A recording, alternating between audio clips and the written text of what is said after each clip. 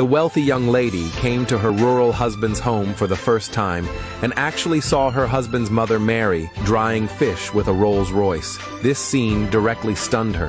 When she came inside to eat, she found that all the chopsticks in the house were made of pure silver. Mary explained that this way it wouldn't damage the texture of the meat. So under her persuasion, Lucy tasted a bite of abalone. Unexpectedly, the taste was even better than what Michelin restaurants made. However, Mary explained that these were just home-cooked dishes. As soon as these words came out, Lucy instantly felt that her husband's family background was not simple. And right at this moment, her husband Jack, who had gone out to sell fish, came back. Lucy turned around to look and was stunned by his appearance. It turned out the two actually knew each other. Just a day earlier, when Jack went out to sell fish, he came across an old man suddenly falling on the road. He kindly went forward to help, but unexpectedly was framed by the man.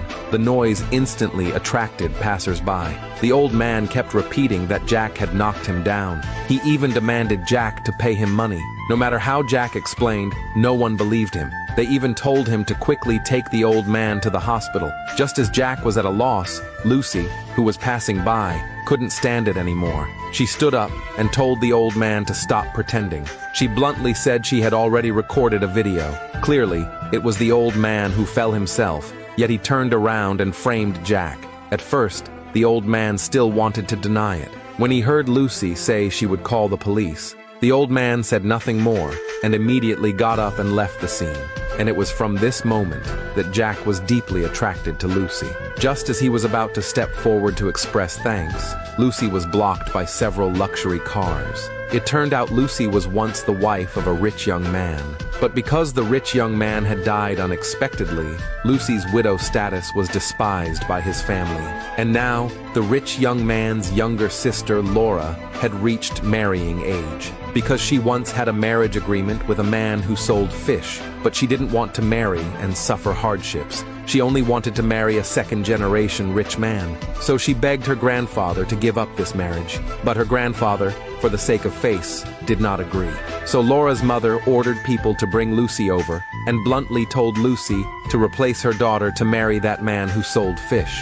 At first, Lucy strongly refused, but they threatened her with her mother's life. Helpless, Lucy had no choice but to agree. On the wedding day, Laura's husband used a luxury car to pick up his bride. By contrast, on Lucy's side, there only came a shabby truck for hauling goods. This sharp contrast made Laura and her mother even more arrogant. Not only did they publicly mock Lucy for her marriage, they even hurled harsh words at her. But for the sake of her mother, Lucy didn't argue with them. She got on the truck that came to pick her up and went to her rural husband's home. Unexpectedly, just as she arrived at her husband's doorstep, she was startled by a hen that suddenly flew out. Before she could react, she accidentally stepped on chicken droppings. At this moment, Mary also noticed Lucy. Worried she was hungry, Mary warmly led Lucy to eat. Lucy was stunned at the delicacies laid out on the table. There were not only king crabs and abalone, but even the utensils were made of pure silver. Just as she was filled with doubt, Jack rode back on a small tricycle. The two looked at each other and quickly recognized one another. Jack was stunned by the scene before him. Soon, under his mother's reminder, Jack remembered to give Lucy a gift. Lucy, very reluctant, took the package covered with fish scales. When she opened it, she was surprised to find that inside was actually a pile of gold bangles. Lucy looked at Jack in shock. Mary, seeing this, thought Lucy didn't like them. She turned and scolded her son for not being willing to spend money on good things. The next second, Jack presented a diamond-encrusted necklace. Lucy was so shocked she couldn't speak. In her heart, she was deeply puzzled about what kind of family Jack really came from, to be able to afford such expensive gifts. She immediately questioned them. "Is your family really selling fish?" Mary replied bluntly that their family had run fish farms for generations. After speaking, she told her son to take Lucy to see their fish farm. Soon, the two came to the fish pond. Jack introduced to Lucy that his family had contracted 80% of the mountain area suitable for farming. They not only had all kinds of farms, but also other industry chain factories. After speaking, Jack handed Lucy a bank card with $100 million. He told her to use it as pocket money. Seeing Lucy's face of disbelief, Jack had no choice but to reassure her. After all, their family's annual income was about tens of billions of dollars. It was only at this moment that Lucy realized her rural husband's identity was not simple. The next day, while Lucy was delivering food, she was suddenly invited by Jack to attend a banquet. So much so that she didn't even have time to change her clothes. Unexpectedly, as soon as she arrived at the venue, she ran into Laura and her rich second-generation husband. Lucy was just about to run away when Laura saw her. She was immediately stopped by Laura. Laura, full of mockery, asked Lucy, a delivery woman, what she was doing at such a high-end banquet. Without waiting for Lucy to answer, she snatched the drink from her hand and poured it directly onto Lucy in front of everyone. Helpless, Lucy had no choice but to say she was waiting for someone here.